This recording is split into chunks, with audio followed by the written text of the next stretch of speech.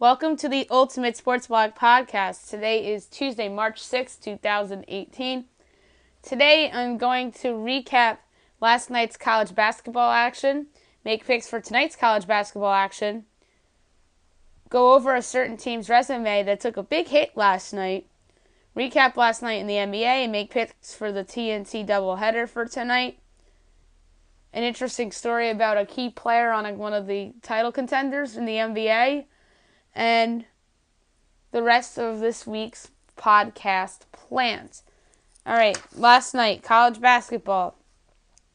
CAA semifinal, Charleston defeats William & Mary by a score of 83-73.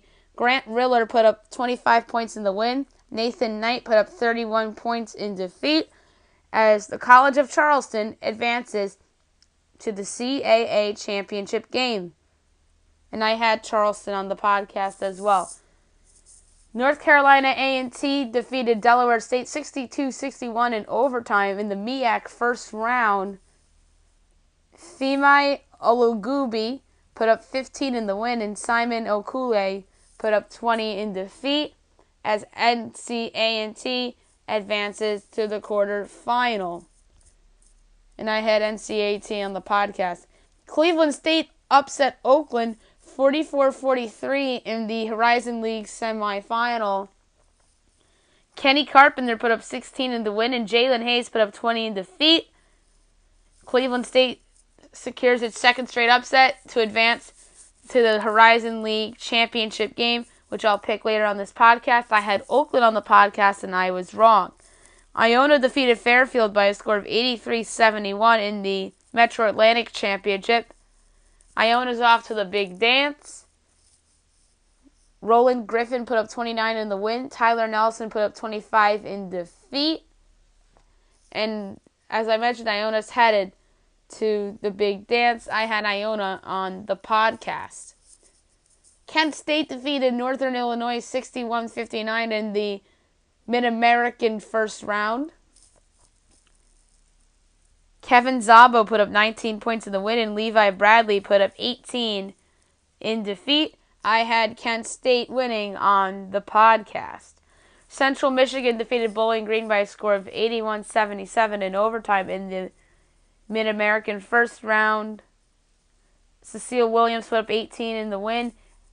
Antoine Lillard put up 17 in defeat. I had Central Michigan on this podcast as they advance to the quarterfinal. Miami of Ohio defeated Ohio by a score of 68-55 in the Mid-American first round. Darian Ringo put up 21 in the win.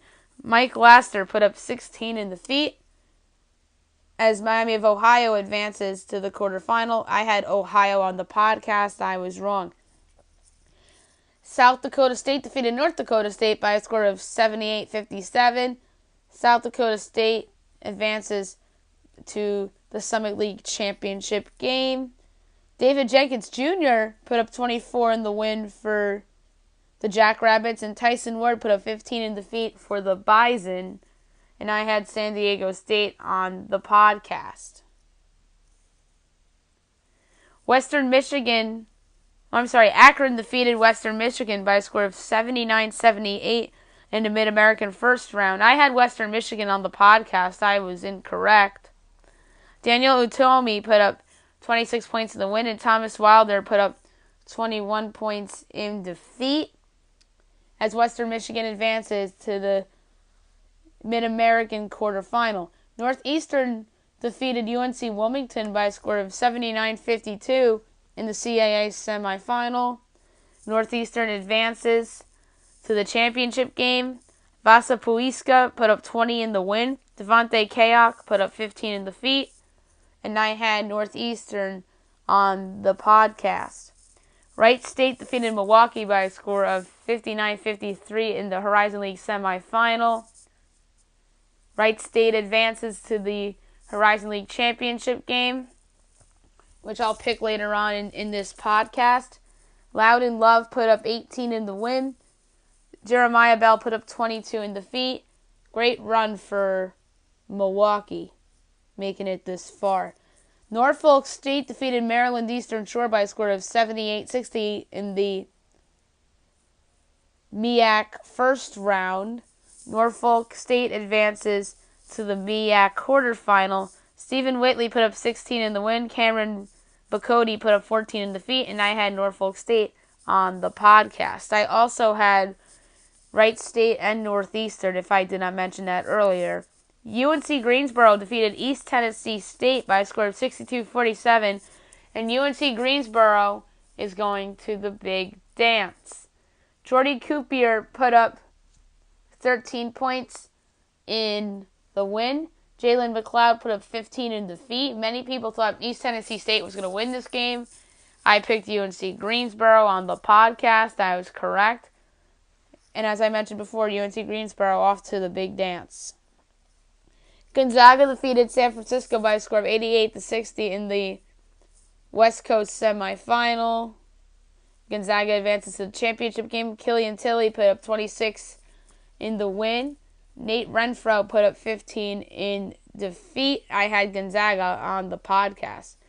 South Dakota defeated Denver by a score of 76-58 in the Summit League semifinal. South Dakota advances to the championship game. Matt Mooney put up 20 points in the win. Daniel Amigo put up 16 points in defeat. I had South Dakota on the podcast. Last pick from Monday, BYU upset St. Mary's by a score of 85-72 in the West Coast semifinal. Jordan Ford put up 27 points in defeat for St. Mary's. Yoeli Childs put up 33 points in the win. So BYU advances with a chance to receive an auto bid tonight against Gonzaga. Wow. I'll get to St. Mary's in a minute after I pick tonight's games.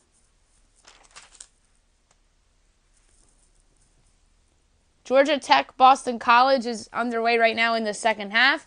I picked this game on the ACC Tournament Preview and Predictions podcast that I made last night. And I said that Boston College would win. And as of right now, Boston College has a 48-31 lead over Georgia Tech. Pick Notre Dame. Notre Dame's going to win that game easily. Big Sky first round. Podcast coming soon. Montana State against North Dakota. Give me Montana State. MEAC first round. Florida A&M and Howard. Give me Florida A&M. Northern Arizona against Northern Colorado in the Big Sky first round. Give me Northern Colorado. Coppin State against NC Central in the MEAC first round. Give me NC Central. ACC tournament game tonight. Wake Forest, Syracuse in the first round. Give me the Orange. They need this game so bad if they want to get that at large. Cleveland State, Wright State. Give me Wright State to clinch auto bid to go to the big dance. Another auto bid on the line. Northeastern against Charleston. Give me Charleston to go dancing. Stony Brook, Vermont. Vermont should win that game big. So the pick there is Vermont. LIU Brooklyn against Wagner in the Northeast Conference Championship game. Give me Wagner to go dancing. America East semifinal, Hartford and UMBC. Give me UMBC at home. SWAC quarterfinal. Podcast coming soon. Mississippi Valley State against Arkansas Pine Bluff. Give me Arkansas Pine Bluff. Jackson State and Southern SWAC quarterfinal. Give me Southern. Southern Utah against Idaho State in the Big Sky first round. Give me Idaho State. BYU Gonzaga in the West Coast final. I won't be shocked if BYU hangs around with Gonzaga. Don't forget they knocked off Gonzaga, not this season, but last season on their home court. Gonzaga swept BYU in the regular season. Gonzaga's just the better team. So give me Gonzaga here to clinch the auto bid as BYU will head to the NIT. South Dakota and South Dakota State in the Summit League final. Give me South Dakota to go dancing, although South Dakota State will have the best player on the court in that game in Mike Baum. South Carolina State, Morgan State in the MEAC first round. Give me South Carolina State to pull off a mild upset. Alabama State, Texas Southern in the SWAC quarterfinal. Give me Texas Southern. Alcorn State against Prairie View A&M in the SWAC quarterfinal. Give me Prairie View A&M. Sacramento State, Portland State in the Big Sky first round. Give me Portland State. And that's it for Tuesday's picks. I mentioned the St. Mary's Gales. You can make a case that they just gave away an at-large bid to somebody. And I believe they did. The ESPN RPI thing is giving them a 3% chance to make it into the tournament. Bleacher Report's Kerry Miller said that they're headed to the NIT. I happen to agree with him. And I'm not saying that St. Mary's doesn't deserve to be in, because I believe they are one of the 68 best teams. But their resume is very weak and has a loss to teams that they shouldn't be losing to. They have a loss to Portland, I believe. I think it's either Portland or San Francisco. And I know they lost at Washington State. And Washington State's the worst team in the Pac-12 this season. So, excuse me. So that's your case against Syracuse getting in. And that opens up another bid. Is it BYU's auto bid? Is it an at-large for a Louisville or a Syracuse or a Notre Dame or a Washington or an Oregon or a Utah? I'm going to say on a limb right now, if you ask me whose spot did St. Mary's give their spot to by losing to BYU last night, I'd say Washington. I think Washington belongs in the dance. They have nice wins over teams like Arizona and Kansas. I think that alone should get them in. Mike Hoskins is the Pac-12 Coach of the Year, and he, I think, should have been the co-coach of the year in that conference with Bobby Hurley, because I think Bobby Hurley's team's overachieved this season as well as Hoskins' team. So, that's that. I'm going to go through NBA recapping right now from last night. A couple interesting results that I want to get with you guys. And a game that they had to have, the Cavaliers beat the Pistons 112-90. The Pistons are, as I mentioned yesterday, in a complete free fall. They're now 29-35. Cleveland improves to 37-26. LeBron James, awesome, 31 points and 7 assists. Blake Griffin had 25 in defeat. And you know what? Blake Griffin actually has played well with the Pistons, but somehow they have not been winning, which is a problem. And as I mentioned several times on this podcast, Stan Van Gundy might lose his job because Detroit might not be making the playoffs. What hurts them is that the Pacers defeated the Bucks by a score of 92-89. Big win for the Pacers as they improved to 37-27. Milwaukee drops to 34-30. Milwaukee's in a little bit of trouble here. Bojan Bogdanovic put up 29 points in the win. Eric Bledsoe put up 26 in defeat. This was an entertaining game. Giannis Antetokounmpo missed a game-tying 3 at the final seconds, and Indiana survives. Indiana's likely headed for the playoffs. They're the biggest surprise in the NBA this season to me. And Victor Oladipo, as I mentioned on yesterday's podcast, is the runaway favorite for the Most Improved Player award. The Heat defeated the Suns 125-103. Much needed win for the Heat, taking care of a tanking team. They're now 34-30. Phoenix drops to 19-47. Hassan Whiteside put up 24 points and 14 rebounds in the win. Devin Booker put up 31 points in defeat. Big win for Miami to hold on to a playoff spot. The Celtics defeated the Bulls 105-89 without Kyrie Irving. The Celtics started off this game up 15-0. And this scored 105-89, quite frankly, it wasn't even that close. Jaylen Brown put up 21 points in the win, and Denzel Valentine put up 20 in defeat. Boston's down 45-20. Chicago 21-42. the Celtics need to win this game. Just take care of the tanking teams. That's what I say to all contenders. The biggest win of the night to me belonged to the San Antonio Spurs, 198 over the Memphis Grizzlies. I mean, biggest win in terms of the team absolutely have to have this game, and the Spurs absolutely had to have this game after losing a bunch of games in a stretch.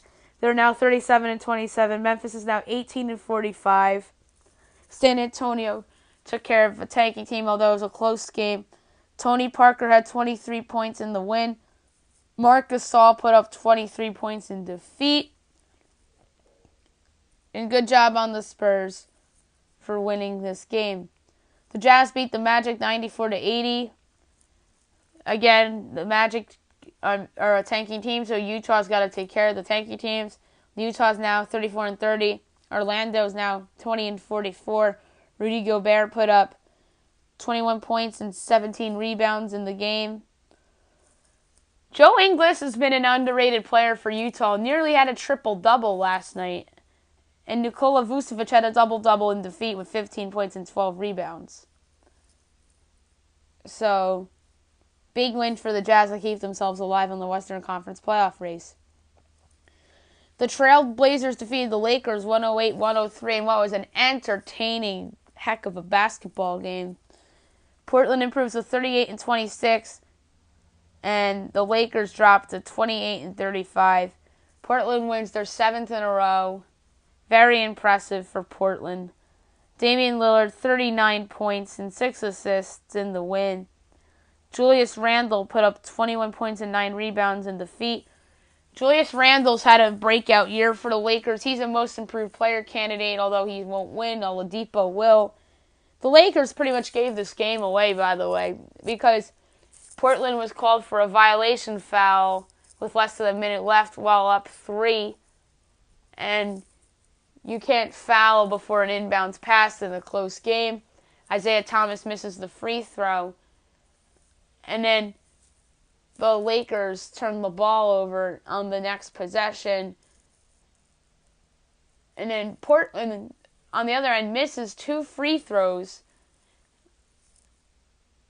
Wait a minute. The 2 missed free throws, I think, came before the Isaiah Thomas foul violation. I don't remember how it exactly went down, but I know a lot of those events happened in the last minute of the game.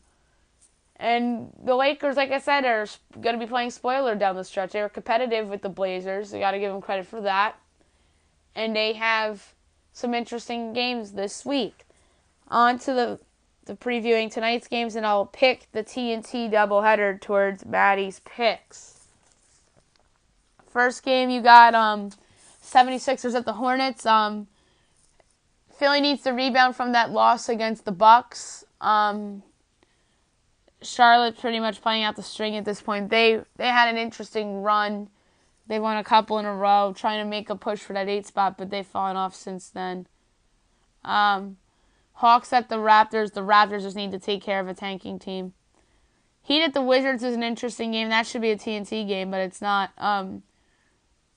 The Heat could very well use this game to get themselves closer to Philly in the standings. They're actually tied for the 8th seed with Milwaukee right now, or 7th.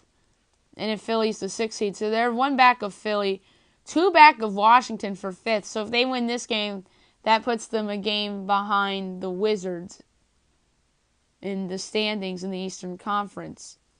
TNT game, a great one. Rockets at the Thunder. James Harden against his former team. Russell Westbrook loves playing against the Rockets.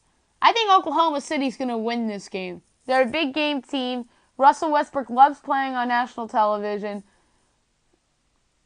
Oklahoma City always tends to beat the good teams on their home court. And they're a team that just shows up for big games. Like, they've beaten the Warriors twice this year. Although they did just lose to them recently. They beat the Rockets on Christmas. They destroyed the Cavs in Cleveland.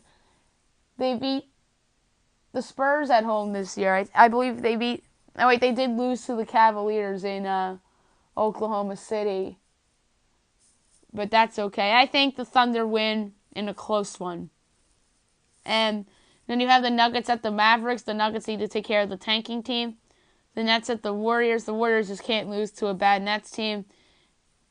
You have the Knicks at the Trailblazers. The Trailblazers need to take care of the tanking Knicks. See if they can get the back-to-back, second half of the back-to-back win. And then the last game on the TNT doubleheader in the nightcap, Pelicans at the Clippers. That's an interesting game. I'm going to go bold here and pick the Pelicans to win this game on the road. Anthony Davis is due for another big performance, especially on the national stage. He'll be the best player on the court. He'll lead the Pelicans to a very close win over a Clipper team that's vying for a playoff spot in the Western Conference. They are a half game back of the Nuggets, and both the Nuggets and the Clippers play. So this is a big game for the Clippers. New Orleans currently sits in the 4th spot in the West, tied with San Antonio and Minnesota. Portland's the 3 seed all of a sudden. And if they win tonight against the Knicks, it's to say New Orleans loses, San Antonio would still be there, and Minnesota would still be there. If New Orleans loses tonight to the Clippers, they drop to 6. And if Portland wins, they stay at 3. Interesting story that came out today on the Players Tribune about Kevin Love. He opens up about a panic attack during a game against the Atlanta Hawks in November that really affected him, as he said in the piece. Love was taken to the hospital during a November 5th loss to the Atlanta Hawks with what was described at the time as stomach pain and shortness of breath. In his Player Tribune story, he acknowledged that the symptoms were caused by his panic attack. And he said it came out of nowhere, and he didn't know if they were real, but it was.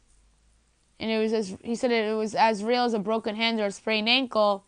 And he said, since that day, almost everything about the way I think about my mental health has changed.